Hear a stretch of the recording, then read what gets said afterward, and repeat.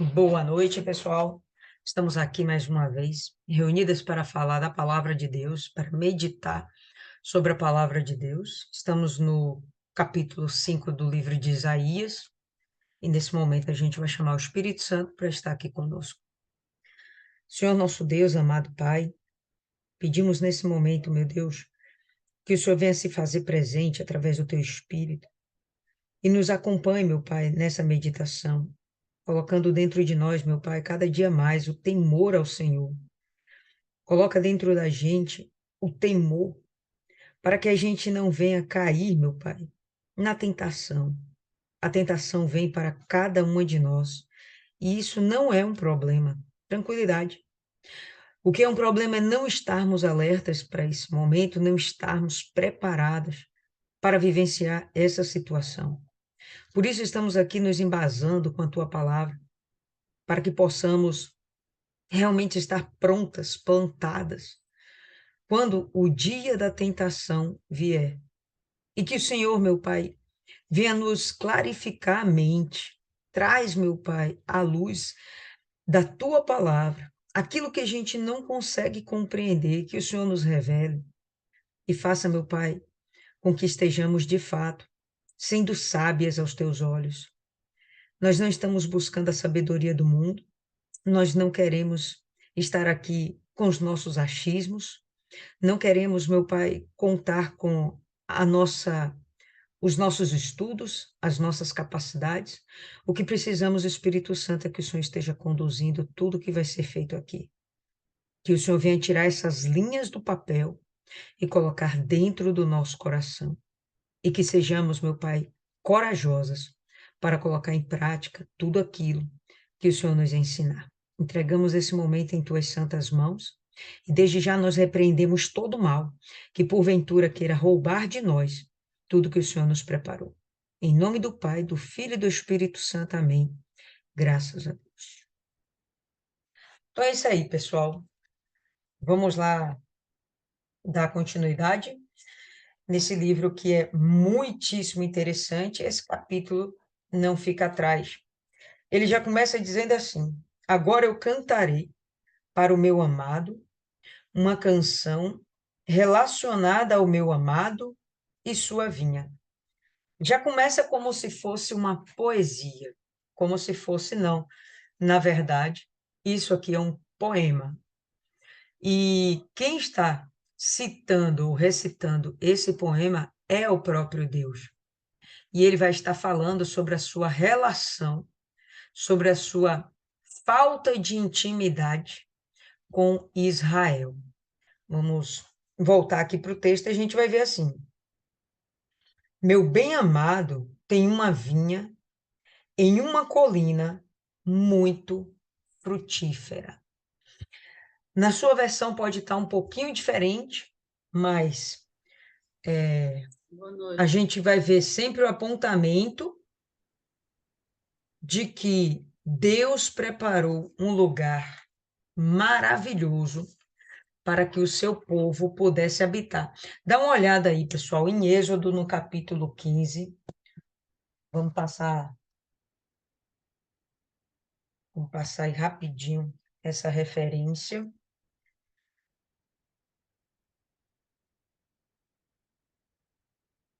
Êxodo, capítulo 15, no verso 17, todo mundo já abriu?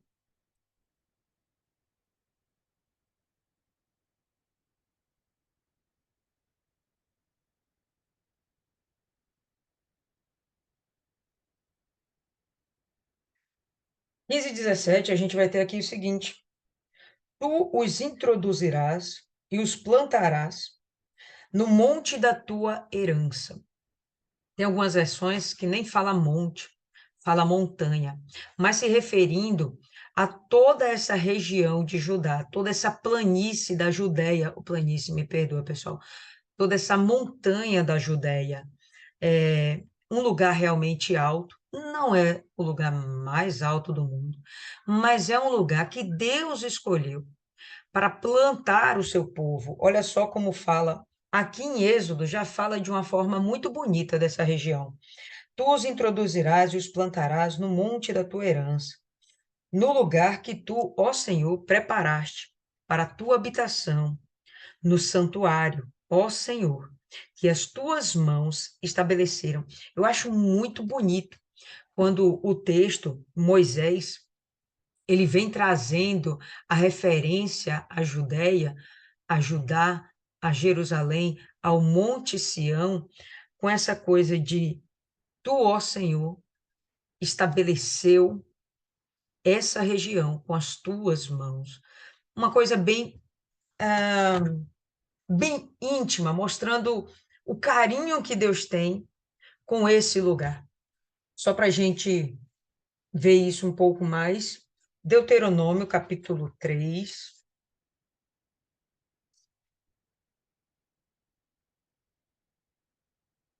Deuteronômio, no capítulo 3 e no verso 25, 3:25, a gente vai ter assim: rogo-te que me deixes passar, para que veja essa boa terra, que está do outro lado do Jordão, essa boa região montanhosa e o Líbano. E a gente lembra que o Líbano também não é citado aqui como se fosse um país, mas sim as cadeias de montanhas do Líbano também. Então, quem está aqui está olhando essa região, está pedindo para ver essa região, se eu não me engano, é o próprio Moisés, tá? Ele está pedindo para ver essa região e admirar. A gente sabe que ele não vai entrar na Terra Prometida, mas só de lá dos montes ele vai ver os outros montes, essa cadeia montanhosa, onde Deus vai estabelecer o seu povo. Interessante que não é só na Judéia que Deus preparou lugar para o seu povo, mas esse foi o lugar que ele preparou para o seu santuário. Vamos voltar para o livro de Isaías, e a gente vai continuar aqui. Meu bem-amado tem uma vinha em uma colina muito frutífera. Então, a gente já vê anteriormente Moisés falando dessa região, né, com um prazer, uma certa admiração. E não é à toa, porque realmente foi criado e cuidado por Deus aquilo ali. E aí ele vai continuar falando que essa colina é muito frutífera, falando da prosperidade que é as montanhas da Judéia. Em princípio, a gente até pensa assim, poxa, montanhas não parece que traz para a gente uma imagem de, de verde, de plantação, né? Mas é porque no nosso imaginário, pelo menos eu estou falando por mim, de repente é a mesma coisa que vocês. No meu imaginário, quando eu penso nos montes, eu penso lá no Monte Sinai, que fica lá no deserto, né? Tantas vezes a gente já viu lá na igreja cartaz do Monte Sinai, aqueles banners do Monte Sinai, e mostra aquilo ali numa sequidão, né? Uma coisa no meio do deserto, mas sim, o Monte Sinai fica no meio do deserto. Mas aqui na Judéia não é necessariamente um deserto. Tem uma parte desértica, mas isso aqui não é necessariamente o deserto. E tanto é, pessoal, que essa comparação com as vinhas não é à toa. Essa região, a gente vai lembrar lá de Josué, que envia lá os seus espias, lembra? Josué é um dos espias, melhor dizendo. Ele vai lá e eles vão voltar com aquele cacho de uva imenso que 2 homens são necessários para carregar aquele cacho de uva, lembra? Então, quando eles vão lá e trazem esse cacho de uva da região de Canaã, potencialmente é justamente da região da Judéia. É justamente dessa região montanhosa de Judá, tá? Apontando para que lá realmente era um lugar extremamente fértil, extremamente fértil. Eu vi isso baseado em alguns estudos. Há quem diga que lá era aonde foi colhida aquelas uvas era a região da Filístia, dos filisteus. Mas vamos lembrar que aquilo era muito próximo da Judéia, não era longe, tá? E toda aquela terra pertencia aos cananeus, então era muito fácil que os filisteus estivessem andando por lá também, entende? Na região da Judéia. Mas, assim, olhando para esse texto aqui, eu fico propensa a acreditar que aqueles cachos de uvas maravilhosos foram tirados dessa região linda que a gente está vendo aqui, Deus citando. No verso 2, ele vai falar assim: esta colina ele cercou, juntou e removeu as pedras daquele lugar e plantou com a mais escolhida das videiras. Então, quando a gente vai plantar, não sei se alguém já tem aí alguma experiência de terra, de plantar, o solo pedregoso não é legal para fazer plantio. Primeiro, que até para você cavar o solo, para que você possa plantar a semente, onde tem pedra, é uma tortura. Não dá para a gente fazer isso. Então, primeiro, a gente tem que preparar o solo, tirando as pedras, tirando aquilo que poderia atrapalhar, tirando aquilo que era um incômodo. E a gente pode espiritualizar isso aqui, imaginar Deus falando que ele estava tirando, sim, de fato, aqueles povos que seriam inimigos de Israel. Então, ele tirou as pedras, tirou os inimigos de Israel, e ele está preparando aquele lugar, aquele campo, para poder plantar a sua vinha mais excelente, que a gente sabe que é Israel, e ele vai relatar isso mais adiante no verso 6, né? Então, vamos lá. Esta colina ele cercou, protegeu, quando ele fala da cerca, ele fala, ou da sebe, como está na sua versão, ele está falando de um lugar onde ele está protegendo, né? Cercou, juntou, removeu as pedras daquele lugar e a plantou com a mais escolhida das videiras. E construiu uma torre no meio da colina, e também edificou ali um lagar. Quando ele fala da torre, a gente imediatamente imagina um vigia no alto da torre. Então, ele está apontando mais uma vez para uma situação onde ele vai estar colocando um guardião tomando conta daquele lugar. E a gente pode imaginar essa torre como o próprio santuário, como o próprio templo, Templo de Salomão, e depois a casa do Senhor, como é relatada, mas era o lugar onde o Senhor estava. Para quê? Para guardar aquele povo. De lá sairia a lei para aquele povo, de lá sairia a bênção para aquele povo. Então, ele fez com que ali, naquela colina, houvesse toda uma situação para que aquele povo prosperasse. O solo já era bom, o lugar já estava numa região privilegiada, uma região alta, de planalto. A gente vai ver que ele está protegendo, ali ele vai permitir que seja construído um templo para si, ele vai permitir que haja ali um santuário, ele vai fazer morada no meio daquele povo, ele está protegendo toda aquela área, guardando e cuidando com muito carinho. Por quê? Porque ali vai ser colocado os seus filhos amados. Ali também edificou um lagar, e a gente já sabe que o objetivo do lagar é justamente para que seja extraído o suco da uva, o mosto, o vinho, para a gente simplificar o suco. Para eles era o vinho mesmo, o mosto, o vinho novo ainda não tinha sofrido fermentação, era o suco. E observou que deveria produzir uvas e produziu uvas bravas. Primeiro ele fala de uma videira, que é aquela planta que vai gerar o fruto, uvas. Ele fala primeiro da videira. Ele vai instaurar ali o reinado de Israel. E aí depois ele vai apontar para as uvas como sendo as pessoas individualmente. E a expectativa é de que aquelas pessoas elas tivessem uma conduta, uma moral, uma ética, fossem seres humanos bons. Por quê? Porque a ética e a moral é legal? Não, porque eles estariam seguindo a lei do Senhor. E isso traria sobre aquele povo, sobre aquela nação, sobre aquele indivíduo, um caráter, uma identidade positiva e produtiva. Quando a gente imagina uma uva boa, a gente imagina logo em alimento, em algo que vai ser útil de alguma forma. E aí ele fala de uvas bravas, ou uvas azedas, uvas amargas, não sei como está na sua versão, mas uvas inúteis, imprestáveis.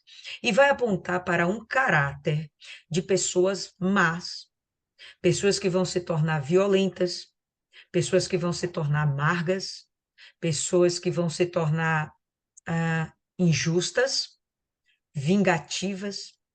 Então, vão desenvolver uma personalidade, um caráter das pessoas. Isso vai formar uma nação corrompida, uma geração corrompida, que vai levar a uma nação corrompida. E aí a gente vai perceber que aquilo que seria para o deleite de Deus se tornou em desprazer. Aquilo que era para ser algo agradável, eu fiz isso aqui com todo carinho, minha expectativa, de fato, eu tinha uma expectativa de ter um retorno. Eu esperava uvas boas, mas eis que vieram as uvas amargas, uvas bravas, de forma que ele se sente frustrado com todo o seu trabalho, com o resultado de todo o seu cuidado. E ele vai continuar. Só fazendo um adendo. Essas pessoas, elas se tornam perversas porque elas não buscam a Deus. Essas pessoas se tornam perversas porque elas vão acabar se tornando pagãs e idólatras. Sempre partindo do princípio que elas abandonam os preceitos de Deus. Então, isso vai transformar essa geração em uma geração ruim. Pessoas que desagradam a Deus. E agora, ó habitantes de Jerusalém e homens de Judá, julgai, eu rogo, entre mim e a minha vinha. E aí, mais uma vez, é como se ele abrisse um tribunal. Anteriormente, a gente viu ele abrindo um tribunal, chamando todas as hostes celestiais para estarem fazendo a avaliação delas.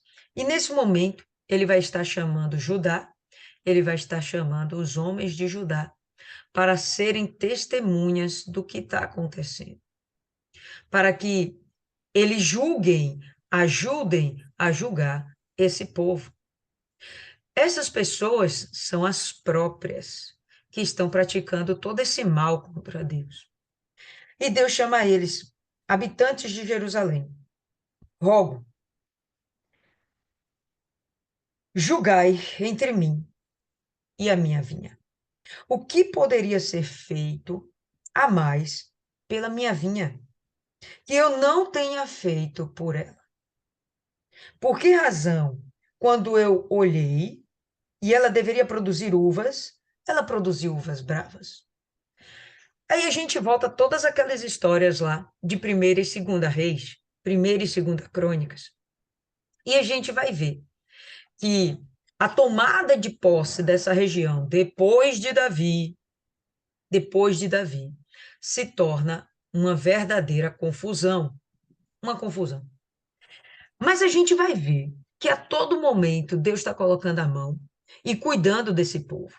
A gente vai lembrar que uma das primeiras coisas que Deus permitiu é que houvesse a construção do seu santuário, para que ele fizesse morada lá. Então, Deus permitiu que houvesse um lugar onde os homens pudessem falar com ele. A gente vai ver que ainda que Salomão tivesse pecado, tivesse errado, se envolvendo com mulheres estrangeiras e seu paganismo, a gente vai ver que ainda assim, Deus vai reservar esse lugar aqui de Judá ainda para si e vai manter ali a raiz de Davi, ou seja, o legado, reinado, né, pelas gerações através da linhagem de Davi. Ele vai estar sendo fiel, cumprindo essa promessa que ele havia feito a Davi. Ele vai estar ainda guardando todo o seu cuidado espiritual com aquele povo. Israel, a gente sabe que vai acabar, o Reino do Norte vai acabar se desvencilhando um pouco disso, mas tudo bem, ele vai enviar profetas para Israel, assim como enviou também para Judá, para que Israel se consertasse. Ele vai fazer cair fogo do céu, ele vai fazer com que haja seca naquela terra, ele vai fazer muitas coisas, ele vai usar os profetas para ressuscitar mortos, ele vai fazer coisas incríveis, maravilhosas, ele vai fazer com que um exército inteiro da Síria venha a ser destruído em uma madrugada com um anjo, sem precisar que Israel ou Judá levante um dedo. Ele vai fazer coisas maravilhosas. E ele aqui está se perguntando: o que faltou eu fazer para esse povo? Para que eles me honrassem, para que eles viessem ser para mim um filho querido, um filho que dá prazer. Ele vai e se pergunta. E ele vai continuar aqui. Agora, pois, eu vos contarei o que farei à minha vinha. Eu removerei a sebe daquele lugar, eu vou tirar a proteção daquele lugar, e será devorada. E derrubarei o muro dali, e ela será pisoteada. Essa figura de linguagem nos remete a imaginar um exército entrando naquela terra, pisoteando aquela terra com seus cavalos, seus carros, seus cavaleiros, seus soldados e destruindo tudo que vê pela frente, tornando aquela terra desolada, assolada. E eu a devastarei. Não será podada, nem capinada, porém brotarão arbustos com espinhos e espinheiros. Eu também darei ordem às chuvas, para que não chovam sobre ela. E se a gente imaginar os espinhos, os espinheiros, a videira, como símbolos que nos apontam para tipos de seres humanos, a gente vai entender que os espinheiros são aquelas pessoas que não fazem a vontade de Deus e que são pagãs. São pessoas perversas, pessoas más. Sempre que a gente vê uma pessoa perversa, a gente vai imaginar que ela esteja fugindo daquilo tudo que Deus ordenou. Porque Deus não manda a gente ser perverso. Deus manda a gente amar o próximo. Ah, não tem amor, tem perversidade. Então não tem comunhão com Deus. Não tem uma aliança com Deus, não tem uma obediência à lei de Deus.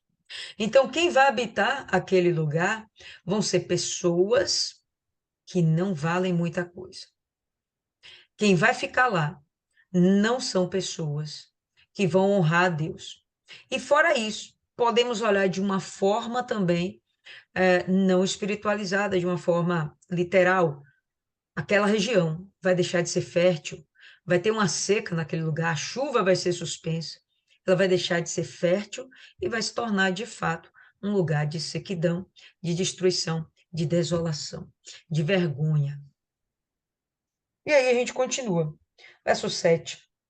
Porque a vinha do Senhor dos Exércitos é a casa de Israel, e os homens de Judá, sua planta aprazível. E ele vai apontar aqui, tanto para Israel, como para Judá, como se fosse uma só nação. Nós sabemos que a essa altura do campeonato, Israel, tempo de Isaías, Israel e Judá estão divididos. Israel, inclusive, já nem existe mais. Israel já foi destruída pela Síria, tá? Tem um remanescentezinho do povo lá que está se aproximando até de Judá. Mas a nação, aquele território, já não existe mais, tá bom? Já está sendo ocupado pela Síria.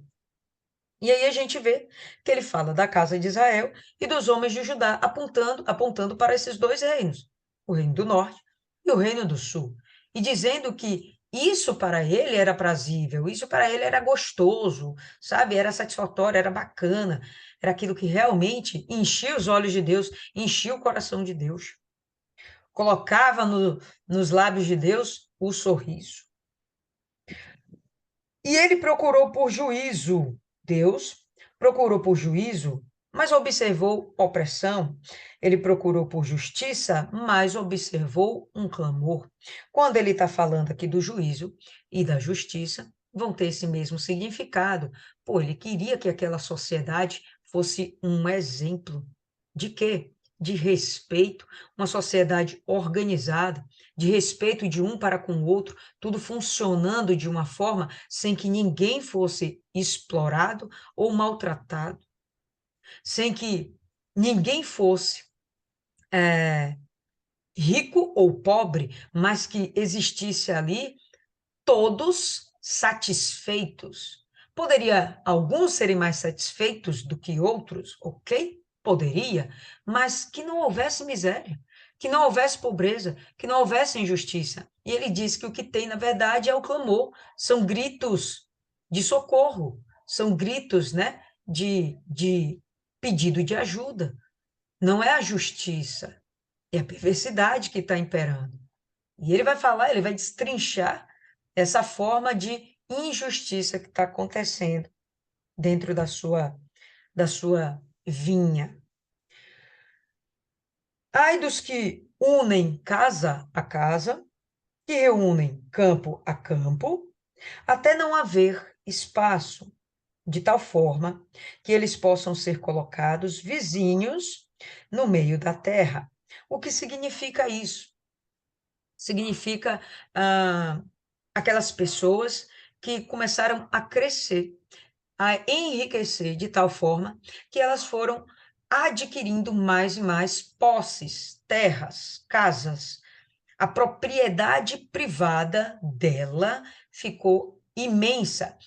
Vamos olhar para o fato de que Deus deu aquela terra para Israel, não vendeu para os reis, para os cabeças de tribo, os cabeças da família. Não, ele deu. O justo seria que todo mundo tivesse o seu pedaço de terra para construir sua casa e para poder plantar, criar seu gado, desenvolver suas atividades comerciais. Cada um era para ter seu espaço. Cada um era para ter sua possessão, sua privacidade. Cada um. Mas o que vai acontecer, a gente já sabe lá desde o tempo de Salomão, é que esse povo vai sofrer com pesados impostos e vai ficar empobrecido. Empobrecido, miserável, eles vão acabar vendendo, talvez até por bagatela, aquilo que para eles eram suas possessões. Era a herança do Senhor. Então, ele chega e fala: ai daqueles que ajuntam, que acumulam riquezas para si. Porque é proibido ser rico? Não, porque vai ficar alguém em detrimento. Se alguém é excessivamente rico, existe alguém que está excessivamente pobre. Não tem como eu acumular uma riqueza sem que alguém esteja perdendo. Não tem como. Isso aí não tem. Para ver aquela noção de prosperidade de uma nação, a gente tem que ver que todo mundo está crescendo junto. Isso é possível? É viável? Bom, no reino do Senhor Jesus, com certeza vai ser. Aqui na terra, infelizmente, nesse momento, não, porque os homens são gananciosos. Nós somos egoístas, nós queremos cada vez mais, nossas almas são insaciáveis, não basta que a gente tenha uma casa, tem que ter outra casa, tem que ter a casa de praia, tem que ter a casa do campo, não basta que a gente tenha um carro, tem que ter o carro do outro, a carro do filho, carro não sei o quê, não basta ter uma televisão dentro de casa, tem que ter a do quarto, tem que ter a da cozinha. Então, nós somos assim. E a proporção que nós vamos crescendo materialmente, pode ter certeza, tem alguém que está sendo prejudicado também materialmente. Esse excesso de ganância vai prejudicar alguém. Aos meus ouvidos, disse o Senhor dos Exércitos, certamente muitas casas serão desoladas, ficarão vazias, as grandes e belas, sem habitante.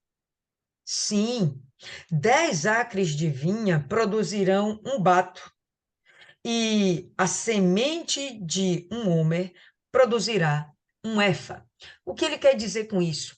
As plantações vão ser muito grandes, né? Não são muitas terras, ok. Vocês vão plantar bastante, mas sabe o que vai acontecer? A produção não vai ser suficiente. Vai haver escassez. O fruto da terra não vai acontecer. Ou pode acontecer as perdas da plantação, das plantações, ou pode acontecer a perda do fruto, seja lá como for, aquilo tudo não vai render mais que 8 galões de vinho e não vai render mais que alguns quilos de farinha. Só isso. Pô, mas é tanta terra? Beleza, mas eu não vou abençoar aquilo que foi resultado de ganância, aquilo que foi resultado de uma maldade, de perversidade. Aí ele entra no segundo ai. Ai dos que se levantam cedo, pela manhã, para que eles possam seguir a bebida forte, que continuam até a noite, até que o vinho os inflame.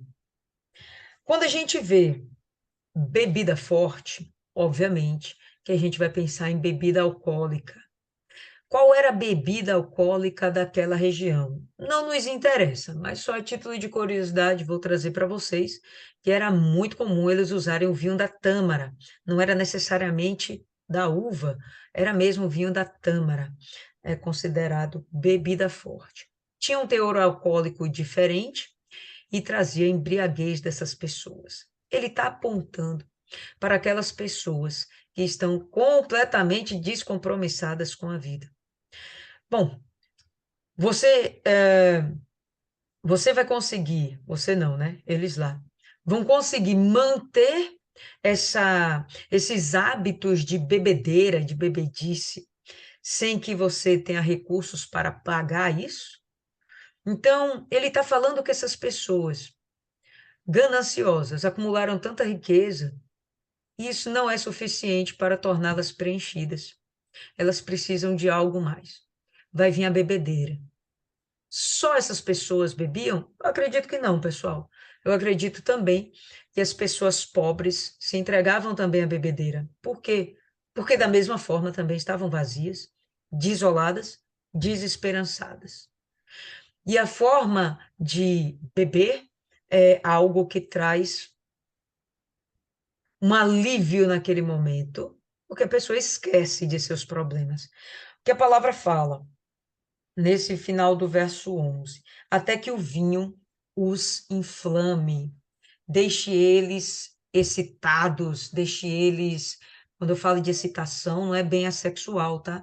Eu estou falando de eles estarem dinâmicos, e, e eles não estão, como diz, conscientes de seus atos, estão realmente embriagados e dispostos a fazer o que quiser. A gente sabe quando uma pessoa bebe, ela fica mais bonita, ela fica rica e ela fica valente. Consequências da bebedeira. Essa é a inflamação de que o texto está falando. Vão ficar tão excitadas, tão ouriçadas, que elas vão, com certeza, cometer erros e falhas grosseiros e gritantes. Vale a pena a gente abrir aí em Provérbios, no verso 20, ou no capítulo 23. Capítulo 23.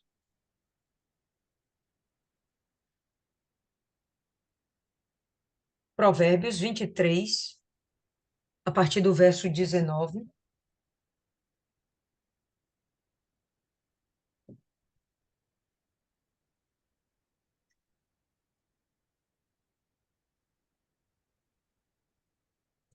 Todo mundo? Então vamos lá. A partir do verso 19, não, pessoal, do verso 29, Pedro. 23, 29. De quem são os ais? A gente está vendo agora que Isaías ele começou a falar de uma sequência de ais. Ele começou lá com o primeiro ai dos gananciosos, ele está vindo agora para o segundo ai das bebedeiras. De quem são os ais? De quem as tristezas? De quem as contendas? De quem as queixas? De quem as feridas sem motivo? De quem os olhos vermelhos? Daqueles que ficam muito tempo com o vinho, aqueles que vão buscar vinho misturado. Então, o que que acontece? Essas pessoas embriagadas, elas acabam ficando depressivas, tristes. Se tem dúvida, pergunta aí a um alcoólatra, vê como é que eles são. Aliás, o primeiro momento da bebida é a euforia, mas depois vem a depressão. A pessoa tem uma depressão no seu estado psicológico. Aí a gente vai ver as contendas, eu falei, né? Uma das consequências da bebedeira é que a pessoa fica valente, né? Perde a noção, perde o equilíbrio, perde a razão e começa a se movimentar, a agir apenas pelas emoções. De quem as queixas, né? Acaba virando um problema. Todo mundo se queixa daquele indivíduo. Por quê? Porque vira um perturbador mesmo da sociedade. E de quem as feridas se motivam? Por quê? Porque brigam. E na hora que estão brigando, eles nem percebem que estão machucando e que estão sendo machucados. Inclusive, no final aqui desse capítulo, verso 35, a gente vai ver isso aqui, ó. E dirás: eles me feriram e eu não estava enfermo, eles me bateram e eu não senti. Quando despertarei, tornarei a buscá-lo outra vez. Tornarei a buscar o vinho outra vez. Então, esse momento aqui de Isaías, ele está fazendo, Deus está relatando como é que estava essa sociedade, como é que estava esse povo nesse momento. Gananciosos, dados a bebedeiras, né? Exploradores, enfim. Vamos olhando mais para frente. Cristiane, pode falar. Eu tenho uma coisa na minha cabeça que eu acho que deve ser assim, né? A pessoa foi para a festa e bebeu bastante. Eu acredito que deve ser isso. Aí chega no outro dia e ela tá com ressaca. Aí elas vão e bebem um pouquinho mais, que é para passar a ressaca. Mas na realidade, aquela ressaca é o vazio da alma da pessoa. Por quê? Porque ela acorda mal, ela acorda com a sensação ruim, ela acorda com. Ela diz que tem um vazio e dizem que é a ressaca, mas na realidade, o que acontece? A alma dela, a alma da pessoa, ela está tão mal, porque aquilo que ela fez foi um pecado, foi algo ruim. Então, ela acorda mal, ela acorda ruim, a consciência pesa, dor de cabeça, mal-estar, mas a angústia da alma é tão grande que o nome que eles dão é ressaca. Aí eles vão lá e bebem um pouquinho, que é para ver se melhora. Isso aí vai se tornando um vício, né? Mas isso aí só complementei que você comentou da bebida aí. Mas o profeta Miqueias também falou sobre isso lá no capítulo 2, no versículo 2, abrem aí para a gente ler, porque é mais ou menos o que a Isaías está falando. Que aí vai falar, aqui ele fala como a pessoa ela maquina, né? Porque às vezes a pessoa, como está ali escrito, que foi, bebeu, faz, acontece, mas aqui fala uma coisa bem bacana. No 2, mas eu vou ler o versículo 1. Ai daqueles que nas suas camas intentam a iniquidade. Então, tudo começa ali na hora de deitar, planejando o que vai fazer e como vai fazer. Mas aí, no caso, esse está falando daqueles que vão na cama à noite ali, já começar a planejar o mal, o que que vai fazer, né? Ai daqueles, ó o ai aí, né? Ai daqueles que nas suas camas intentam a iniquidade e maquinam o mal, à luz da alva o praticam, porque está no poder das suas mãos, da sua mão. Quer dizer, como a pessoa tem livre-arbítrio, então ela faz isso aqui, ela planeja, levanta de madrugada, levanta cedo e vai botar em prática aquilo que passou a noite planejando, né? Aí no 2 fala assim, e cobiçam campos e roubam-nos, quer dizer, tira de outras pessoas, né? A Bíblia diz assim que tira de outras pessoas. Cobiçam casas e arrebatam-nas. Assim fazem violência a um homem e a sua casa, a uma pessoa e a sua herança.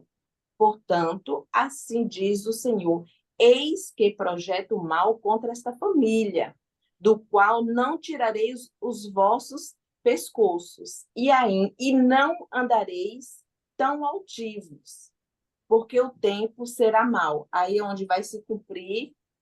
Aí depois aqui fala bastante coisas do que está se cumprindo aqui em Isaías também. Então, quer dizer que, na realidade, tudo começa com o pensamento e o desejo de querer mais e cobiçar o que não lhes pertence. E aí gera tudo o que está Isaías complementando aqui. Pois bem, de fato, abre em Efésios no capítulo 5.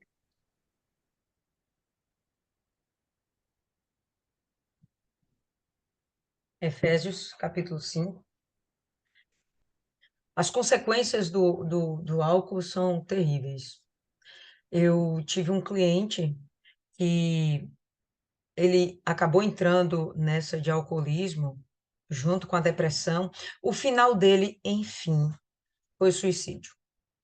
Ah, mas a gente sabe que tem muitas outras consequências. Os acidentes automobilísticos, os assassinatos, né, homicídios por motivos torpes. Ah, acho que o rapaz do testemunho hoje, né, que passou lá na igreja, eu acredito que foi a mesma coisa que aconteceu com ele. Por que que ele matou aquela pessoa? Estava no bar, deve ter se envolvido numa briga e acabou matando porque ele não tinha pensado. Se ele fosse parar para pensar, se ele estivesse sóbrio, provavelmente não aceitaria aquela provocação, sairia. Violência doméstica, demais, demais, demais, onde não só a mulher sofre, mas acaba sofrendo as crianças também. E até o contrário, porque a gente tem observado cada vez mais mulheres se tornando alcoólatras, né? Parecia que era um padrão assim, homens bebem, mas hoje com a libertinagem que a gente está tendo aí, né? Com o feminismo, as mulheres querem se tornar iguais aos homens, mas não olhando para o lado bom, né? Elas querem se tornar iguais aos homens para fazer as mesmas cafajestices deles, né? De ter muitos, muitos parceiros, de se entregar aos vícios, bebidas, enfim.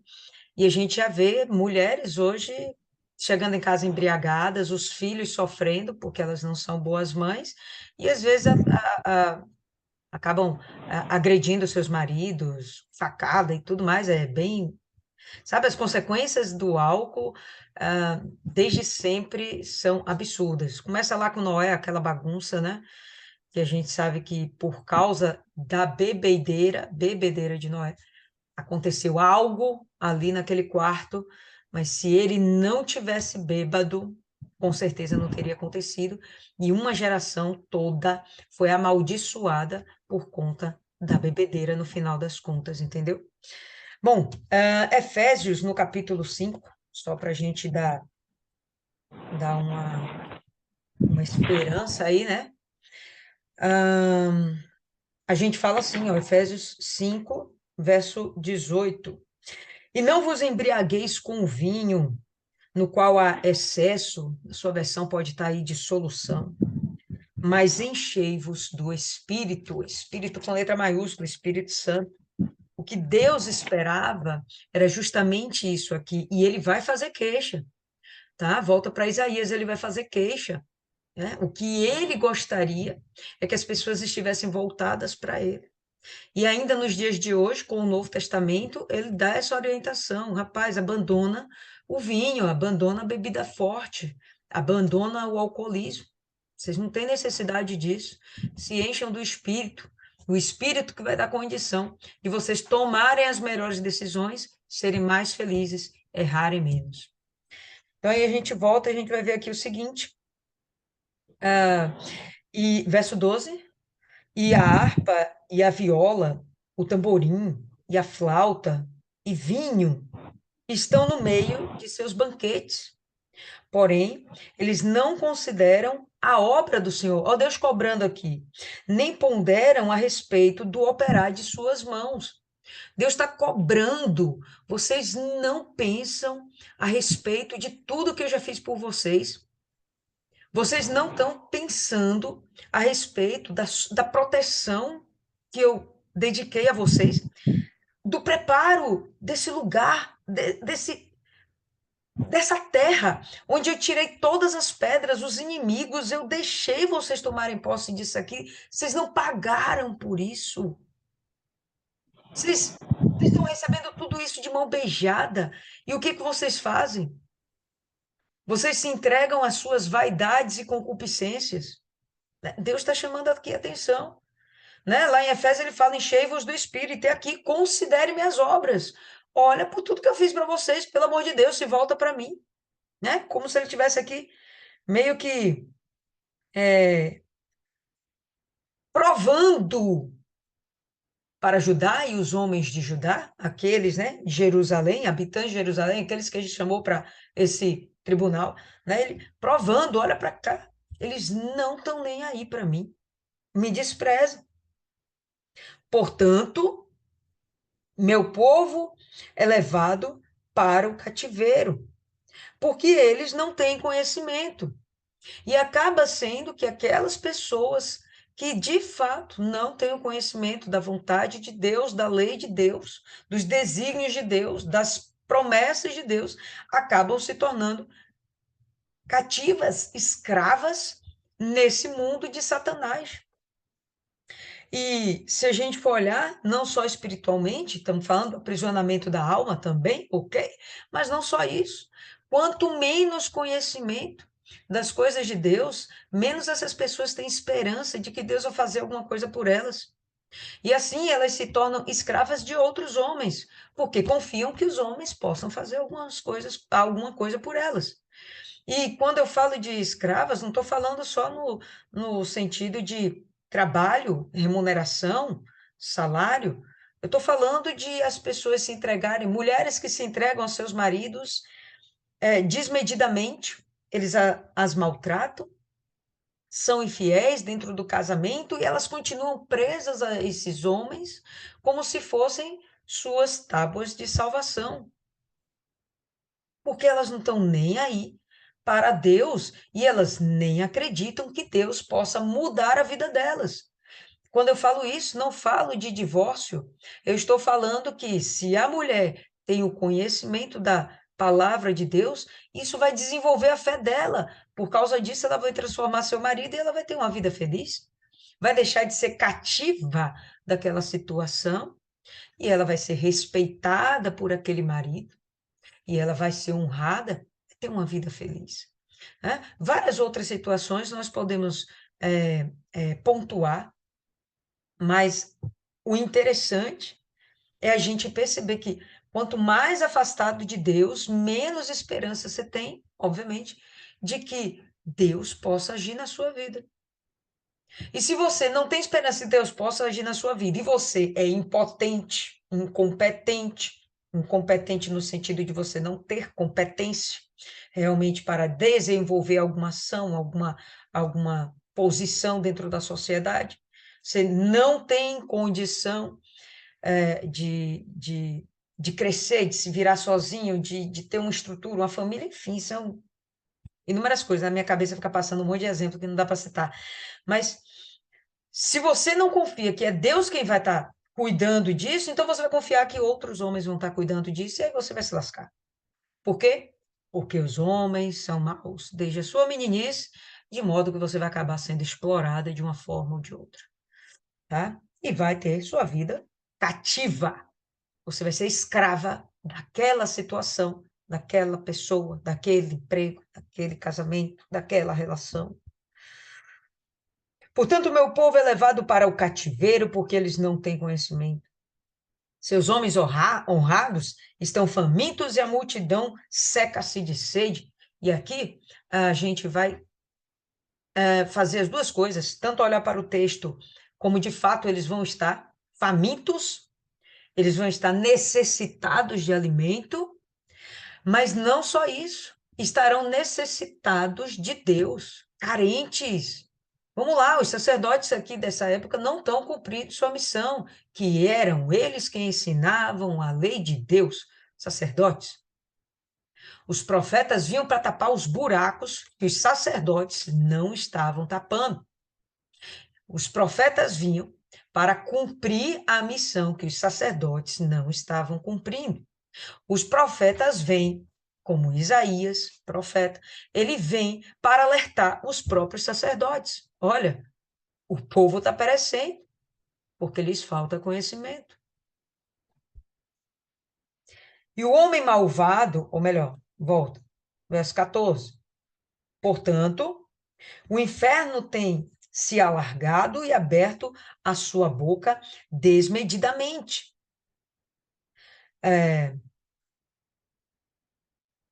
Para lá desce a glória deles e sua multidão e a sua pompa. Deixa eu só... Peraí, pessoal.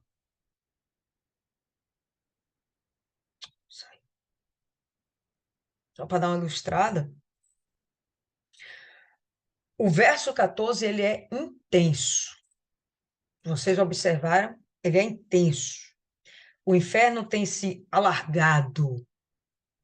O inferno tem um tamanho, tem uma dimensão, pois o inferno cresceu.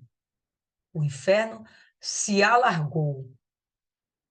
E aberto sua boca desmedidamente. Não tem medida. Poderia existir uma medida antecipada? Poderia, mas agora essa coisa cresceu. Para lá desce a glória deles. Qual é a glória desses homens? Suas riquezas, sua sabedoria, suas capacidades, suas habilidades. Vamos lembrar que essas pessoas esqueceram que dependem de Deus, estão confiantes em si e no braço dos outros homens. Então, para lá desce a glória deles, a sua multidão e a sua pompa, e o que se alegra. Essas pessoas, elas vão estar indo pro inferno.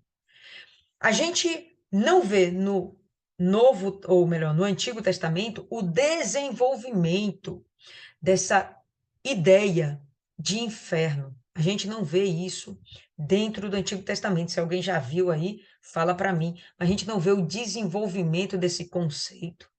Mas esse conceito era muito difundido entre os pagãos, dentro das religiões pagãs. E isso a gente sabe que foi absorvido por Israel. Esses conceitos, esses entendimentos. São mentirosos? De forma alguma. Mas para Israel, Israel não era para o inferno. Israel era para o céu. E Deus está dizendo aqui, olha, tem jeito, vocês vão para o inferno. Cansei, cansei. E o homem malvado será derrubado, o homem poderoso será humilhado, e os olhos do arrogante serão humilhados. Quando a gente fala do homem poderoso, isso aponta para as pessoas muito ricas. Esse poder aponta para a riqueza dele, a condição social dele, a sua condição política, homens poderosos, reis, a nata da sociedade, tá? Os grandes comerciantes, essas pessoas que se tornam poderosas, quando o texto fala, são pessoas ricas e que não possuem o temor a Deus. O fato delas serem ricas não as tornam más. O fato de elas não temerem a Deus, seja na pobreza ou na riqueza, as tornarão perversas. Essas pessoas, elas têm um lugar destinado no inferno. Porém, o Senhor dos Exércitos será exaltado no julgamento. E Deus, que é santo, será santificado em justiça. Tudo que Deus está falando é provando por A mais B que essas pessoas merecem sim serem julgadas, condenadas, vão perder a sua salvação. Elas não estão só indo à sepultura, pessoal, estão indo para o inferno. Então, perderam a sua salvação e Deus está dizendo que com isso tudo, ele continua sendo santo e o nome dele vai ser honrado, dignificado, glorificado, magnificado. Verso 16. Porém, o Senhor dos Exércitos será exaltado no julgamento, e Deus, que é santo, será santificado em justiça. Então, os cordeiros se alimentarão à sua maneira, e os estrangeiros dos lugares devastados pelos gordos. Os cordeiros, eles apontam para os animaizinhos, né? O cordeiro é o boi filhotinho, e os estrangeiros, as pessoas que não pertencem àquele lugar, é quem tomarão conta daquelas terras que foram preparadas com muito carinho para Israel, mas que nesse momento o próprio Deus está permitindo que ela seja destruída, e quem habitará lá não será o seu povo. Verso 18, mais um ai. Ai dos que puxam iniquidade com cordas de vaidade e pecado, como se estivessem com uma corda usada para puxar carroça. Quando ele fala a respeito disso, o pecado deles era tão grande, a abundância da iniquidade era tão grande, que eles não tinham condição de carregar sobre si. É uma ilustração, eles puxavam aquilo como carroça. Eles abundavam no pecado. E o que a gente vê no 19 é o seguinte: que dizem: deixe que tome velocidade e apressem o trabalho dele. Dele quem? De Deus. Deixe que tome velocidade e apressem o trabalho dele de tal forma que possamos vê-lo. Gente, isso aqui é ficar zombando de Deus. Vamos ver se ele vai fazer tudo isso aí que ele está dizendo mesmo? O que era que ele estava dizendo mesmo? Tudo aquilo que os profetas estavam anunciando, juízo. Isaías é mais um. Eliseu percorreu esse território. Vários outros profetas, eu não vou lembrar o nome de todos eles agora. Elias ficou mais lá em Israel. Eliseu também ficou mais em Israel. Teve uma passadinha lá em Judá. Mas a gente vai perceber que tudo que está acontecendo, Deus avisou previamente. Tudo que aconteceria aos perversos, Deus avisou previamente. E eles estão meio que zombando. Não, vamos lá, vamos fazer mais, vamos amontoar sobre as nossas vidas muito pecado, que seja impossível a gente carregar sozinho, a gente vai ter que arrancar isso aí com carroça, vamos mover para frente com carroça, e vamos esperar que ele venha fazer alguma coisa. Estão zombando de Deus. E permitam que a advertência dada pelo Santo de Israel seja atraída e venha para cima de nós, de tal forma que possamos conhecê-lo. Que loucura é essa? É sadismo, né? Não, sadismo não, masoquismo. Né? Que é aquela pessoa que gosta de sofrer. Loucura. Uma insensatez tal que aponta para a incredulidade. Eles não acreditavam que realmente Deus existisse e pudesse pregar, ou melhor, pudesse executar toda a sentença que ele já tinha determinado. Ele fala, ai dessas pessoas. No verso 20, ai dos que chamam mal de bem e ao bem chamam de mal, que colocam trevas por luz e luz por trevas, que colocam amargo por doce e doce por amargo. Muda a verdade em mentira e coloca a mentira em verdade. Nossa, que coisa mega atual. O que a gente vive hoje sempre aconteceu. Naquele tempo estava tão exagerado, pessoal, que a gente viu uns versículos atrás. O inferno não estava bastando, o inferno tinha que ser alargado. As tendas do inferno tinham de ser expandidas. Pensa lá o que é isso. Isso é absurdo, cara. Isso é, isso é absurdo. Mas nunca foi tão atual como nos dias de hoje. Ai dos que são sábios a seus próprios olhos e prudentes de acordo com o seu ponto de vista. Isso aqui me lembra um pensador, um filósofo que a gente tem, todo mundo aqui, tenho certeza, já ouviu ele em algum momento, o Leandro Carnal. e ele é ateu, para quem não sabe, e ele coloca a religião como o motivo das brigas, das contendas entre o mundo, entre as nações, entre os seres humanos, e ele fala que seria algo completamente desnecessário. Ele fala de uma forma debochada que as igrejas estão cheias não por amor, mas por causa do medo, né? Como se a palavra de Deus ela não fosse amor, como se a palavra de Deus só incitasse o medo nas pessoas. A gente está vendo Deus dando uma sentença, pessoal, mas antes dessa sentença, Deus agiu com muito amor, ao ponto dele perguntar o que faltou eu fazer para esse povo. Que amor faltou eu dar para esse povo? Qual foi o carinho? Qual foi a fralda que faltou trocar desse povo? E aí chega carnal, brincando e zombando de Deus dessa forma, né?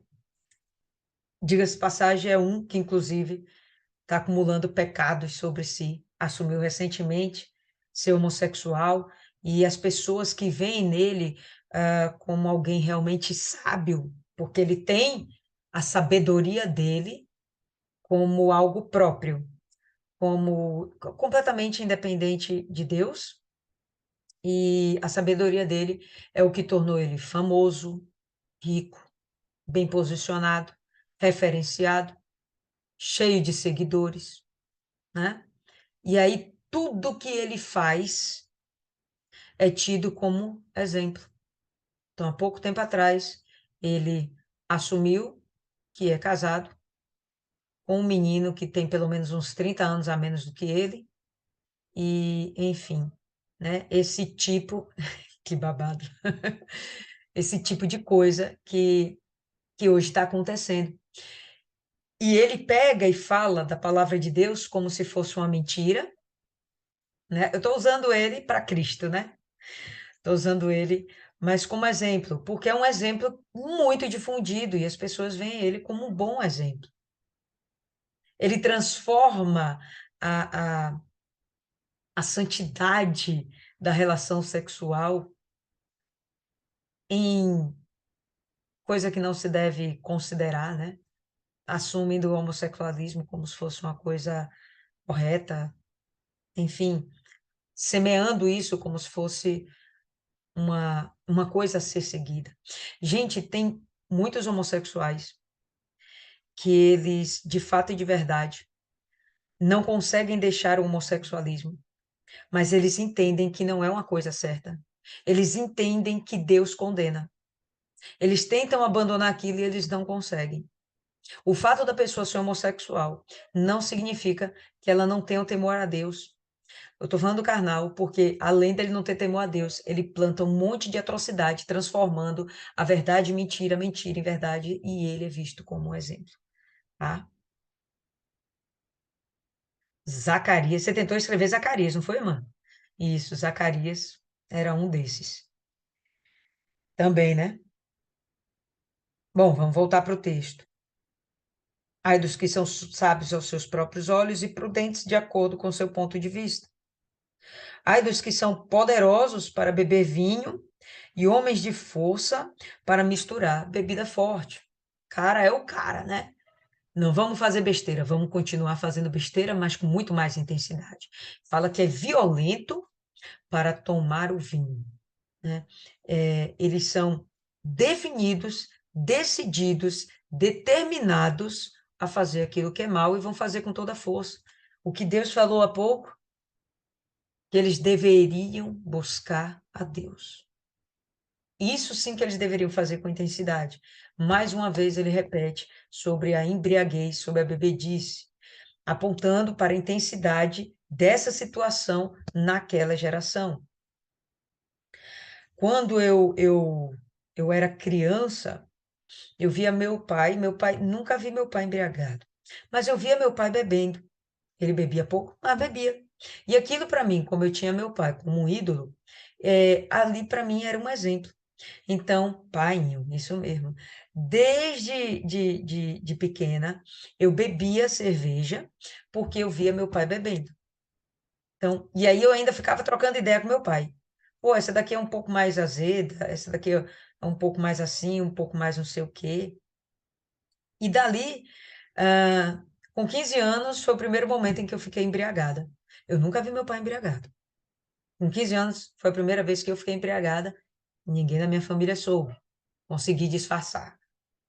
Quando eu comecei a frequentar carnaval, era embriagada toda vez que ia para o carnaval. No carnaval, foi a primeira vez que eu cheirei lança-perfume. Uma coisa vai puxando a outra, pessoal. Até que chegou o momento, já na faculdade, onde eu bebia,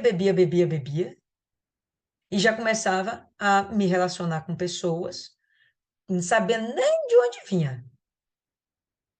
E aí a gente vai puxando o elo, né? Um abismo puxa outro abismo, e tudo começou com a bebedeira. Hoje, que eu não tomo nenhuma forma de bebida, para mim não faz parte do meu círculo, do meu ambiente, eu não consigo perceber a intensidade disso. Porque até se houver familiar que bebe, amigo que bebe, eu não vou estar nesse momento junto com essas pessoas. Não vou estar. Mas, se a gente for para as famílias hoje que não temem a Deus, e até gente cristã que diz temer a Deus, o álcool está fortemente presente no meio dessas famílias. E junto com isso, junto com o hábito da bebida, vem também todas as consequências ruins. Não tem nenhuma consequência boa da pessoa se envolver com bebida. Não tem nenhuma consequência boa. Nenhuma. Para dizer assim, opa, uma. Não, não tem. Todas são ruins. Maiana, pode falar. Esse conceito de ser pior na maldade começou com Meleque. Ele falou que se Caim fez, ele ia fazer, acho que 7 vezes mais que ele. Então, ainda assumiu que a punição seria até pior. Então, eles têm prazer em demonstrar quem é mais, não Perverso. consigo chamar que o outro, isso. Pois é, exatamente. Bom, vamos lá. Verso 23. Os quais justificam o perverso por recompensa e removem do justo a justiça dele. Nada mais atual também. Pelo menos aqui no nosso país, o suborno é que impera. Se a gente começa a falar de política, não tem como a gente não falar de suborno, não tem como a gente não falar de chantagem, não tem como a gente falar de perversidade do ser humano, do seu egoísmo, da sua ganância. Ganância não só por dinheiro, mas pelo poder, o poder pelo poder, né? Temos visto isso hoje, isso aí mesmo, Isis, desde as caravelas, mas na verdade, desde antes, a gente está vendo aqui um período de Isaías. Isso aconteceu antes, Maiana acabou de citar aí sobre Lameque, né? Ele foi rico, ele foi um poderoso naquela época, né? Era alguém que tinha posses, autoridade, né? E mas não usava aquilo em favor de Deus, certo? Então, era visto como uma pessoa perversa. E aí a gente vê perversos, não tem nada mais perverso do que a gente ter visto o Lula ladrão ter sido solto e agora ele está como presidente do país. Não existe nada mais perverso do que a Dilma ter sido uma assaltante de banco e hoje ela está dirigindo um banco, gerenciando um banco. Não tem nada mais perverso do que a gente ver essa política prendendo pessoas que manifestaram sua opinião e ponto final, e elas estão sendo presas, enquanto pessoas que ficam zombando da fé do cristão, elas são colocadas lá como, não, isso é a expressão da opinião dela. Na verdade, não é um crime, está tentando contra a fé de alguém, né? E por aí vai, pessoal, por aí vai, né? Nada mais esperado para a nossa geração, não para nós, está repreendido em nome de Jesus, mas para a geração que estamos, nada mais esperado do que o inferno abocanhando mais e mais almas. Portanto, da mesma forma que o fogo devora o restolho, da mesma forma que a chama consome a palha, assim sua raiz será como podridão e a sua flor será como pó, porque eles rejeitaram a lei do Senhor. Só para a gente ilustrar aqui o que é o restolho, é justamente aquela palha que sobra, né, de um plantio. A gente está vendo aqui um milharal, mas pode ser do plantio do trigo, da soja, enfim, seja lá o que for, aquela palha que não serve para nada. O que que vai ser feito com essa palha? Vai ser queimada, não presta para nada, vai ser queimada. Então ele está falando que essas pessoas vão ser queimadas, porque alguém vai lá, vai jogar algo e tacar fogo nelas? Não, estamos falando de inferno, estamos falando de juízo final, tá? Portanto, da mesma forma que o fogo devora o restolho e a chama consome a palha, assim sua raiz será como podridão. Eles não vão ficar de pé muito tempo. Imagine uma planta, pessoal. Ela pode dar um pulgão na folhagem, mas ela vai continuar lá viva. Ela pode estar dando fungo no caule, ok, ela vai continuar viva. Mas se apodrecer a raiz, esqueça, é uma questão de tempo. Aquela árvore, ela vai cair. E a sua flor subirá como pó. Essa flor depois nem chegará a se tornar fruto. Ela vai minguar, porque eles rejeitaram a lei do Senhor dos Exércitos e desprezaram a palavra do Santo de Israel. Isso a gente tem visto também com abundância, riqueza de exemplos.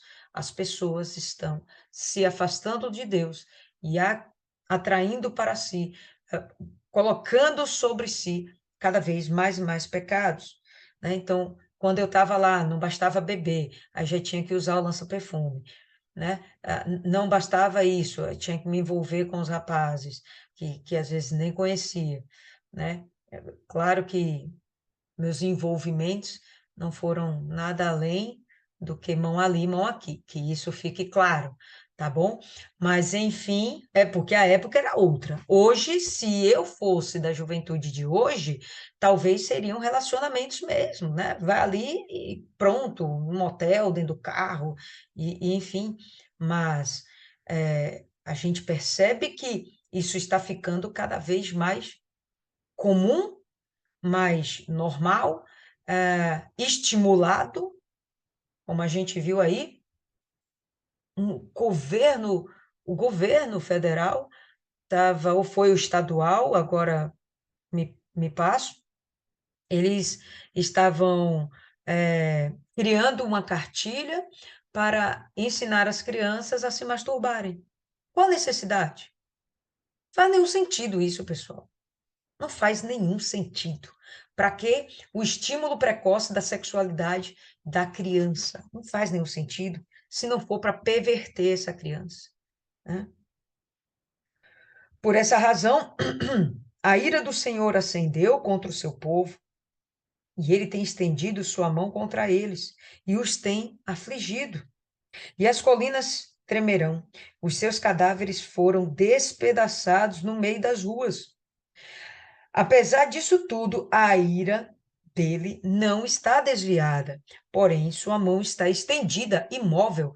Então Deus já estava vendo, Deus já estava vendo, aquele povo já estava vendo a ira de Deus sendo manifesta sobre suas nações, sobre seu povo. Israel foi tomada pela Síria, pessoal. Foram desarraigados da sua terra. Judá viu isso. E não bastava esse exemplo. Eles continuavam seguindo os maus exemplos de Israel. Então Deus continuava lá com sua mão imóvel. Gente, isso é pesado demais, né? A ira dele não estava satisfeita com tudo aquilo que já estava acontecendo. E ele erguerá um estandarte para as nações de longe e assobiará. Quando a gente assobia, a gente está o quê? Chamando cachorro, né? Chamando alguém que está sujeito ao nosso comando. Isso aqui mostra, prova que Deus é soberano sobre todas as nações e que, segundo a vontade dele, essas nações vão agir conforme o querer dele. Olha só que interessante o que vem a seguir. E ele erguerá o estandarte para as nações de longe. Então, essas nações vão vir de longe. Nós sabemos que, principalmente aqui, a Síria e Babilônia. E assobiará em direção àquelas desde os confins da terra, em direção a Judá e Israel, em direção a Jerusalém. Essas nações vão vir dos confins da terra em direção ao povo eleito. E eis que elas virão com velocidade, rapidamente. No 19, o que está aqui falando? Que esse povo zombava de Deus, né? Deixa que ele tome velocidade, deixa que ele se apresse para fazer o que ele disse que vai fazer, não é? Pois bem, ele está dizendo, ó, elas virão rapidamente. Nenhum entre eles estará cansado. O que significa isso? Que cada um desses soldados estará motivado, determinado a cumprir tudo aquilo que ele foi mandado. Foi Deus que falou com o soldado? Não, mas Deus falou com os reis deram ordem aos seus comandantes deram ordem aos seus exércitos, os exércitos estão indo lá cumprir o que tem de fazer. E eles estão motivados. Tão motivados que nenhum deles estará cansado, nem tropeçará. Estarão diligentes. Eles não vão escorregar. Nenhum deles irá cochilar ou dormir. Estarão dispostos a cumprir até que o último seja morto. Nem o cinto que envolve os seus lombos estará afrouxado. Não é que eles não estarão sem cinto, é que o cinto nem mesmo estará afrouxado. E a ideia do cinto apertado, do cinto estar à cintura, aponta para que essa pessoa está vestida, preparada para a guerra, para o combate, para os negócios. Nem o seu cinto estará afrouxado dos lombos, nem o cordão de suas sandálias será quebrado. Deus ainda vai conservar os pés dessas pessoas aptas para o combate.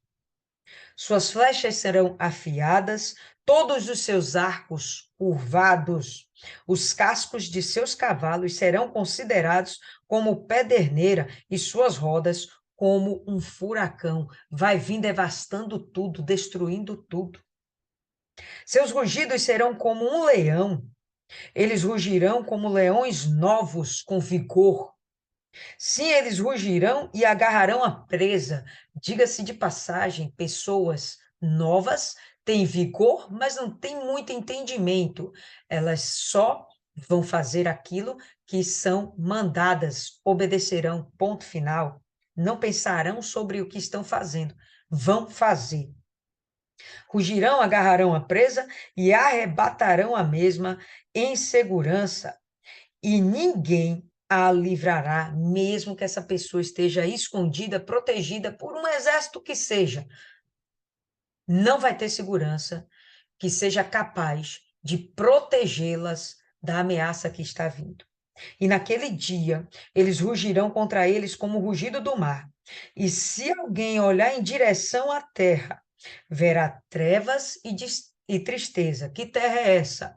Essa nação, essa montanha bela, maravilhosa, que está sendo desprovida de toda beleza. E a luz estará escurecida nos céus, o céu vai estar fechado para o clamor dessas pessoas. Deus vai estar com seus ouvidos tampados e tão somente a sua mão estendida para que se cumpra todo o seu juízo, toda a sua ira.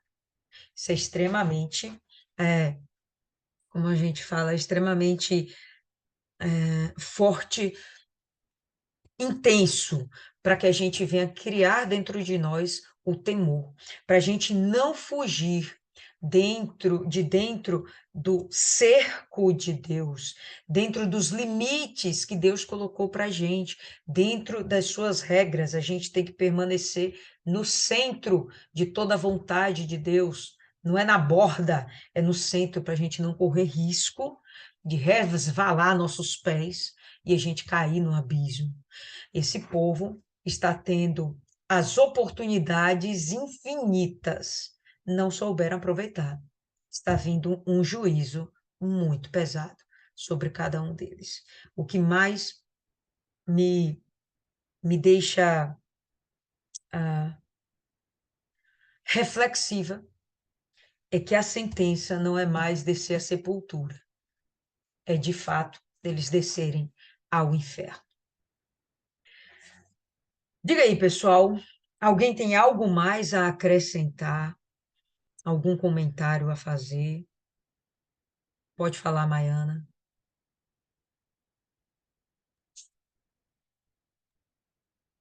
Eu não estava planejando falar nada, não.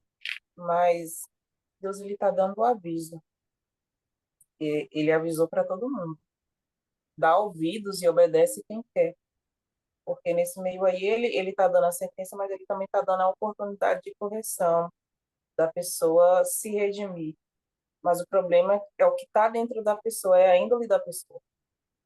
Porque se você sabe que se você se deixasse levar pela embriaguez, você vai fazer várias coisas erradas, para que você vai lá conviver com o pecado? Aquela história daquele menino lá da Risen Grace, que coloca o cigarro na boca, mas não acende para mostrar que tem poder.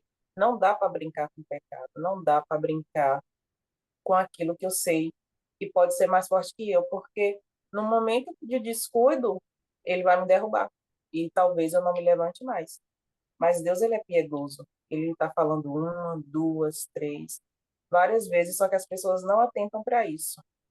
É interessante que às vezes a gente vê vídeos de pessoas que estão manifestadas e eles falam que lá no inferno a pessoa está pedindo só mais uma chance. Só que quando chega lá, quando chega nessa ocasião aí que o próprio Deus diz que a pessoa está indo para o abismo, não vai ter mais chance, não vai adiantar mais se redimir, não vai adiantar arrependimento. Às vezes a gente vê que certas coisas poderiam ser evitadas e mesmo assim a gente quer mostrar que é mais forte que aquilo ali, é mais forte que um conselho, é mais forte que um aviso, é mais forte que até a própria consciência, porque quando Deus chama os próprios moradores da terra, os próprios habitantes da terra lá desse lugar, para entrar em juízo, a própria consciência dessas pessoas vão acusar elas vão lembrar das vezes que o profeta foi lá, avisou de cada recado que elas receberam, recado não, cada alerta que elas receberam e elas não deram ouvido. Então não vai ser Deus que vai condenar ninguém. A pessoa já se condenou. Ela só vai lá no dia do juízo para lembrar, ó, eu fui para lá, eu vou para o inferno por causa de mim. Eu vou para o inferno porque eu não dei ouvidos. Eu vou para o inferno não porque Deus é ruim, mas porque eu não obedeci, porque Ele me deu livre-arbítrio. Se Ele não tivesse dado o livre-arbítrio, não, a gente ia dizer, não, eu sou marionete, porque quando você não aceita, o diabo não pode fazer nada com você. Você foi feito um pouco menor que Deus e maior que o diabo. Então, ele está trazendo à tona aí tudo que ele falou, passando na cara, não. Ele está colocando, dando os argumentos dele e eles estão aí brincando, querendo pagar para ver, e quem paga para ver, às vezes vê demais. Perfeito, Martiane.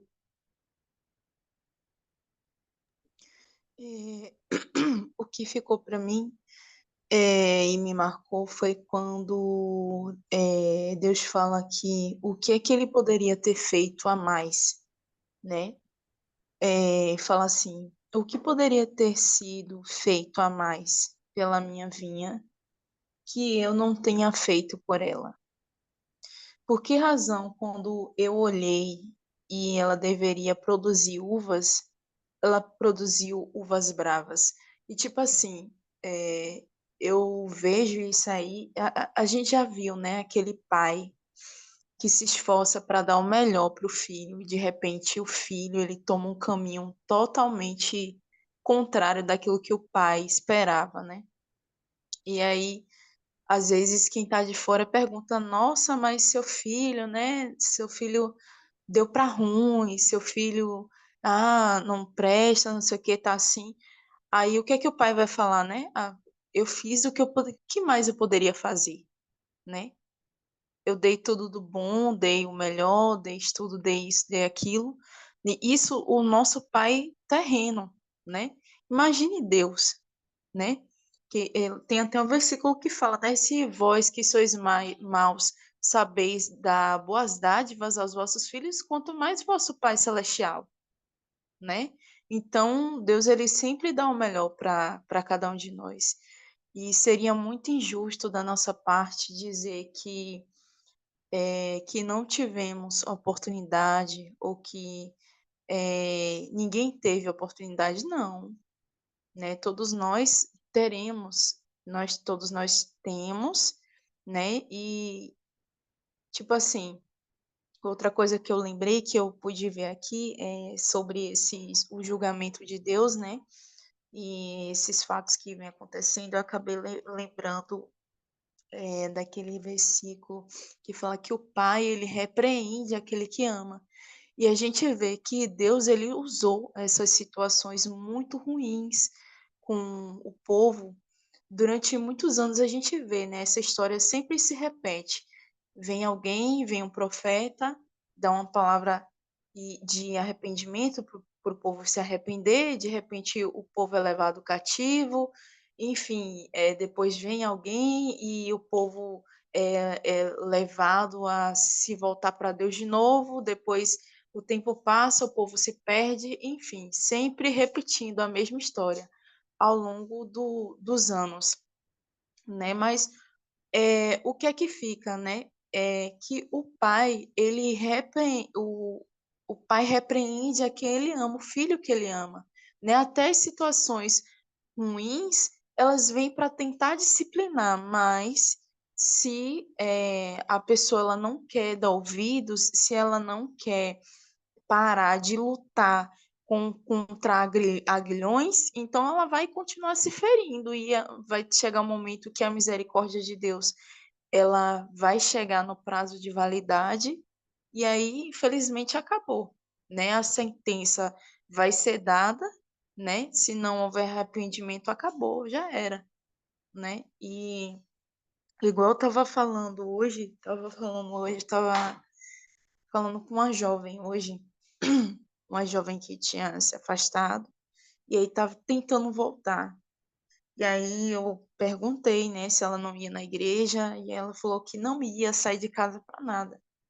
E aí eu fui, mandei um áudio para ela de 9 minutos e pouco, porque a gente tem que ser insistente com as almas, né?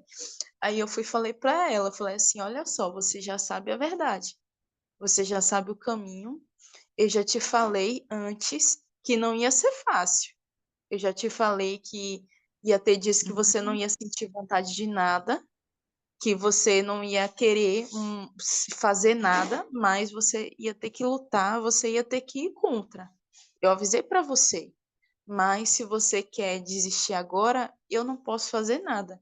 Minhas orações não podem fazer nada, porque isso é uma decisão sua. Então, você tem que lutar, você tem que se esforçar. A sua salvação depende de você. E cada um de nós, a gente não pode esquecer isso, que a salvação é individual, né? Hoje eu estava, hoje eu fui lá na catedral, teve a formação, né, dos arimateias. Aí eu estava lá, e aí eu olhando aquele povo todo vindo, e sabe o que foi que me veio na cabeça? Todos nós estamos lutando para ir para o céu. Eu vendo o povo assim. Aí, tipo assim, eu fiquei imaginando assim, olha só, tanta gente diferente, né? Tantas personalidades diferentes, tantas características diferentes. Tinha lá gente que era deficiente também, mas estava ali todo mundo lutando para ir para o céu. Então, tipo assim, a gente não consegue identificar olhando, esse tá bem, esse tá mal. A gente também não pode ficar apontando o dedo, aquele ali tá em pecado, aquele ali não tá em pecado, aquele ali tá assim, aquele ali. Não, a gente tem que olhar o quê? Poxa, todos nós estamos lutando numa guerra retada para ir para o céu. Então, vamos cuidar da nossa salvação. E é isso que eu queria trazer. Beleza. Isis?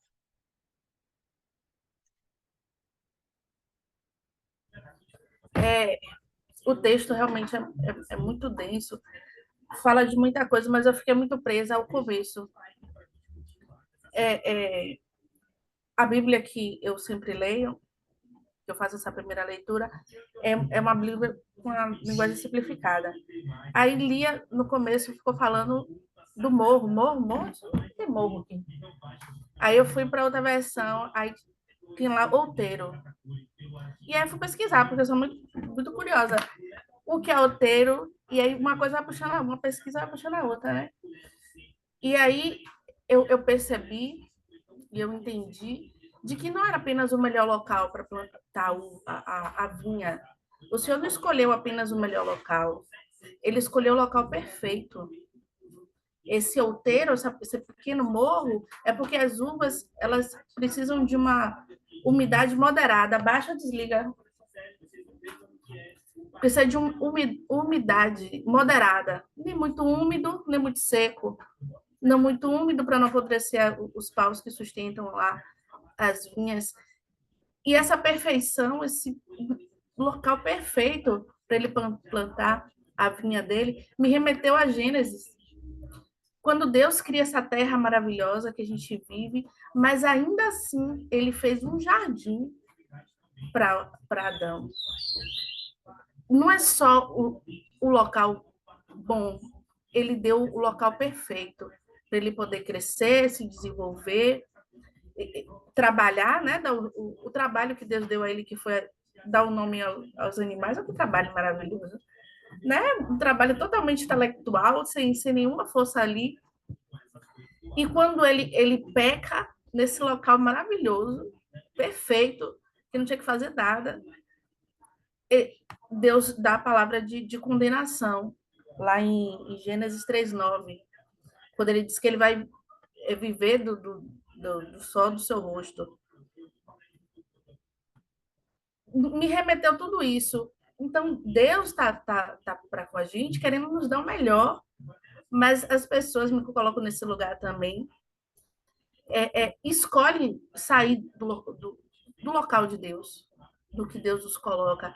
E meditando sobre esse melhor local, eu entendo que eu estive nos locais que eu precisava estar. Para mim, talvez não fosse o melhor, mas era o local que eu precisava estar. Quando aconteceu um 360 na minha vida, depois a gente conta, que eu fui parar lá na Queradeus, foi o local que eu precisava estar para conhecer a Lia e me trazer para a Universal. Porque eu estava lá no centro de Lauro, perdida, na Igreja da Graça, querendo, buscando, mas sem achar aí uma direção. E eu entendi que aquele 360 foi importante para me colocar naquele local e eu conhecer a Universal. Eu tenho amigos que são evangélicos, principalmente na faculdade. Eu sou muito questionada por que a Universal?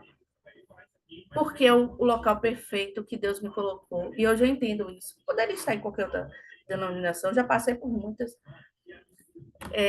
Mas eu estou no melhor local, no local que Deus me colocou, no local que não é só o melhor, o perfeito. Toda instituição tem falhas, tem instituição, né? A igreja, e nós como igreja também temos, mas é onde Deus quer que nós estejamos, e aí a gente tem que fazer realmente o nosso melhor. E refletindo sobre tudo isso, onde Deus nos coloca, que é sempre o melhor, eu hoje entendo o local que eu estou, na minha casa, que é diferente das outras pessoas. Eu estou num local privilegiado, porque eu moro no térreo, eu tenho uma área que as outras pessoas não têm, a galera que mora no alto não tem. Eu tenho essa... Além da minha casa, eu tenho uma área a mais, tem uma varanda. O que tem uma varanda em apartamento? E meu marido está fazendo algumas melhorias. Mas eu olho para trás dos locais que eu já estive, eu entendo que foi necessário eu estar nesses locais para poder estar aqui nesse momento. E Lia falou da inquietação que a gente tem de querer sempre mais.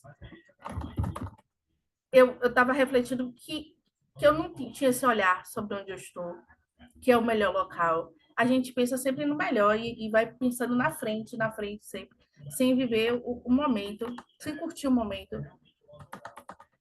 É uma reflexão importante para mim, porque eu não tinha me atentado sobre o local que a gente está. Às vezes a gente vive sempre trabalhando no foco, no mais, no além, sem meditar, sem entender o nosso momento presente. Lembrei também daquele, acho que é Salmo. Minha avó tinha até um quadro que diz que Jesus fala: Eu sou a videira verdadeira. Eu acredito porque a gente é um bando de uva falsa, de videira falsa, que dá essa uva amarga, mas Jesus, ele é a verdadeira, que dá melhor, que soube aproveitar o melhor de Deus, que é Deus, e que deu o melhor fruto. E a gente pensa, por que a videira? Porque ele traz o exemplo da videira. Porque, quando Jesus vem e fala que o suco da uva ali representa o sangue dele, a gente vê que está tudo interligado, é tudo de uma mesma linguagem. É uma linguagem que se desenrola e a gente começa a entender algumas coisas, né? A gente vê a sua videira verdadeira, e aí a gente vai vendo outras coisas e vai entendendo o máximo, o todo, né? A gente ouve muito na igreja picado. Quem não lê a Bíblia, que só vai para a igreja, né, e ouve só aquilo ali do pastor, parece muito desconexo. E quando a gente vai meditar, quando a gente vai fazer isso de forma espontânea, como a gente está fazendo, de boa vontade, a gente consegue ter essa visão maior do macro da vontade de Deus. Aí eu tinha uma piada para contar, mas não vou contar, não. Me lembrou Dubai também, que é uma cidade linda, casarões, mansões, e tá tudo vazio, é muita aparência, em relação aos outros textos. Mas é isso. Muito bom. Vou passar a palavra para Toda Bela. Enquanto Toda Bela está falando, a gente vai abrindo aí Mateus 21. Pode falar, Cristiane. Deus, ele deu o livre-arbítrio, né, para nós. Então, aqui a Bíblia relata tudo que o homem fez, tudo as escolhas deles, mas é interessante assim, ó, nós escolhemos o caminho que a gente quer seguir. Deus, ele nos deu essa escolha, mas uma coisa pertence a Deus, que é o juízo, né? Você escolhe o caminho, você escolhe o que você quer fazer da sua vida. Se eu quero adorar a Deus, se eu não quero adorar a Deus, se eu quero viver uma vida correta ou não. O que eu quiser fazer da minha vida, eu posso fazer. Mas uma coisa que Deus não nos deu foi o juízo. O juízo pertence a Deus, ele vai julgar. Você faz o que você quiser, mas eu vou julgar suas atitudes. Então, pensa bem, analisa bem. E Deus, a todo tempo, ele orienta, ele aconselha, e ele levanta os homens de Deus como levantava os profetas para alertar, para mostrar, para ensinar, para tentar a pessoa fazer, voltar ao caminho. E o ser humano não voltou. Aqui relata as pessoas não voltaram, e Deus teve que intervir, ele teve que julgar, porque a coisa estava desenfreada.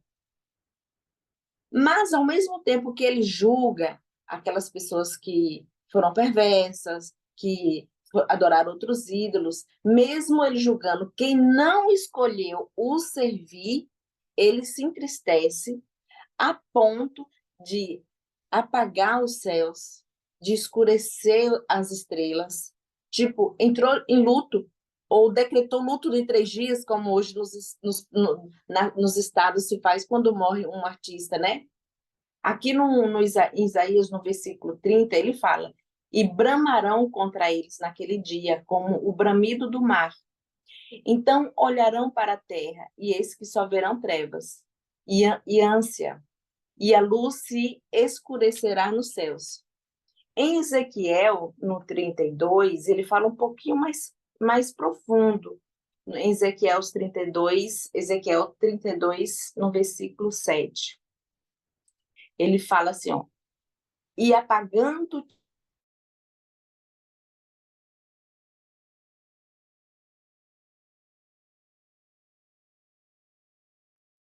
Cristiane travou aí, pessoal. Vamos esperar um pouquinho.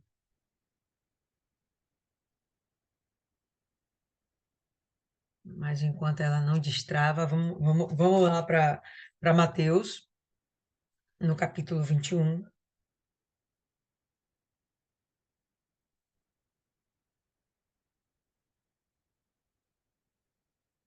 No 21, no verso 33.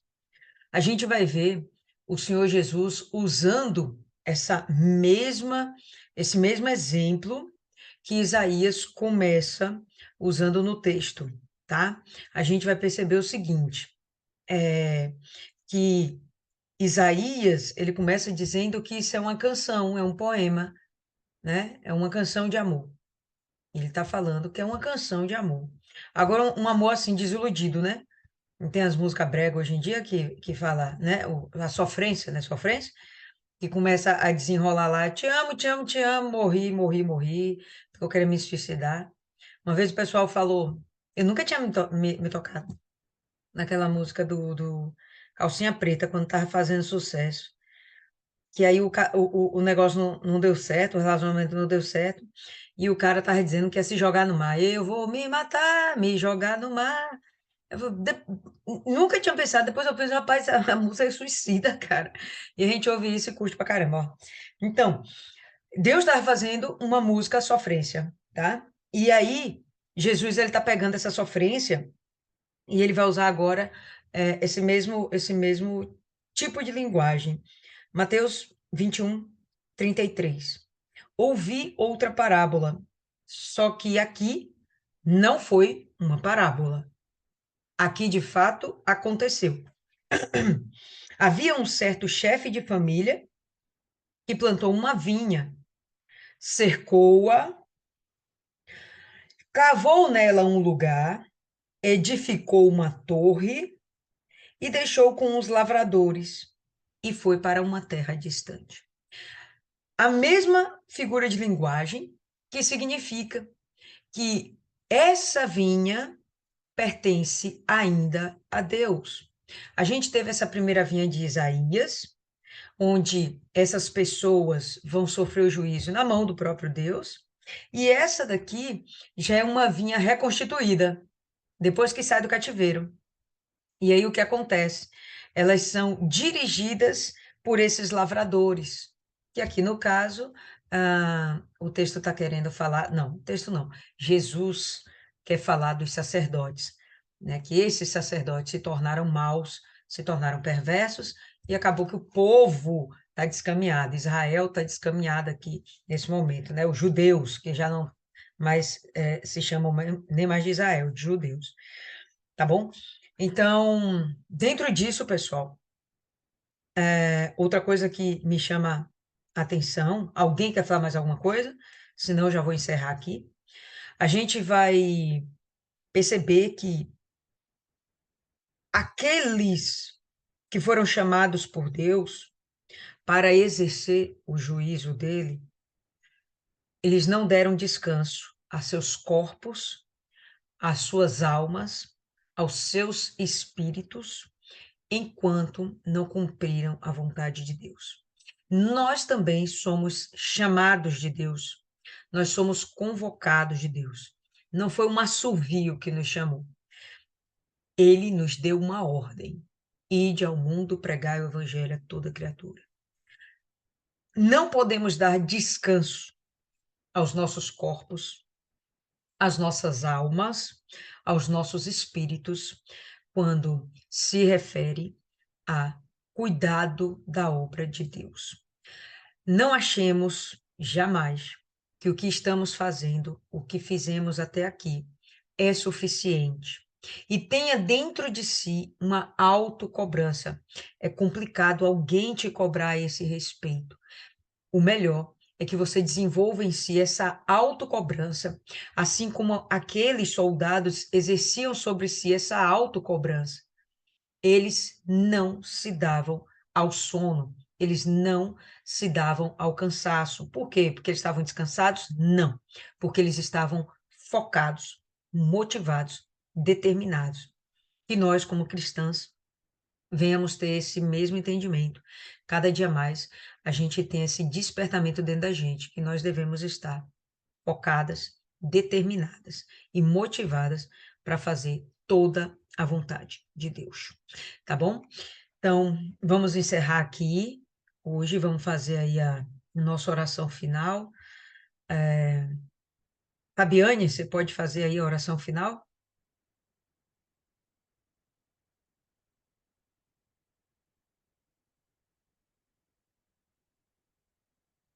Eita, lascou, Fabiane dormiu. Dona Mari,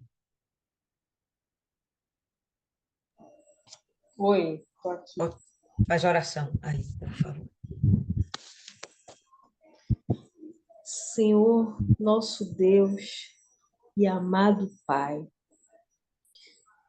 meu Deus, nós agradecemos pelo privilégio, meu Pai, de estarmos participando dessa meditação, porque cada vez que nos aprofundamos, meu Deus, na palavra do Senhor, nós entendemos verdadeiramente que precisamos estar mais perto do Senhor, meu Deus.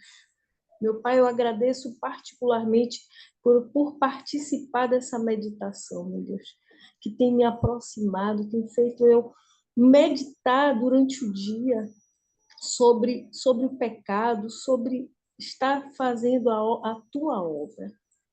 Eu peço que o Senhor venha abençoar, meu Deus, cada participante desse grupo, meu Deus, que venhamos praticar, que venhamos absorver, meu Deus, não só apreciar o que está escrito nessa palavra, não, porque o importante é praticar, é obedecer, e que os nossos olhos venham estar atentos, meu Deus, para fazermos a vontade santa do Senhor todos os dias da nossa vida. Abençoa nosso final de noite. Abençoa, meu Deus, o início da nossa semana. Meu Pai, eu peço uma coisa ao Senhor. Coloca no nosso caminho uma alma que esteja precisando, como todo dia eu peço, uma alma que esteja precisando de uma palavra que seja. Uma palavra, meu Deus, usa a nossa boca, porque é para isso que nós estamos aqui, meu Pai. Eu digo sempre que quem não serve para servir, não serve para viver, meu Deus. Então nos usa, que venhamos agradar o Senhor com as nossas atitudes, com as nossas palavras, com os nossos pensamentos, meu Deus. Guarda a nossa noite, guarda os nossos, ainda aqueles que não querem nem saber do Senhor, mas faz acontecer uma situação para que ele lembre do dia. Nós falamos do amor do Senhor. Em nome do Senhor Jesus. Amém. Graças a Deus. Amém, pessoal. Isso aí. Deus abençoe cada um de nós e a gente se encontra terça-feira.